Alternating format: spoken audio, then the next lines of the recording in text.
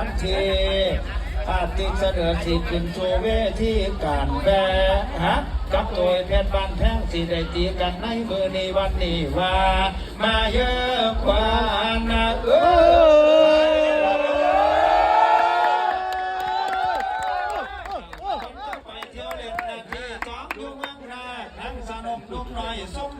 ้ยสามหน่อยพิษมันแพ้มันเกิดให้เขาหลับโอ้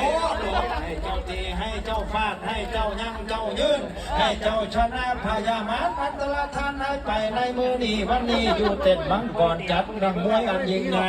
ให้เจ้าชกแก่หน้าแก่ตาอันมุ่งควงพ่อแม่น้องเท่าน้ำเจ้าเสียไฟเดียวละหางาเยอะ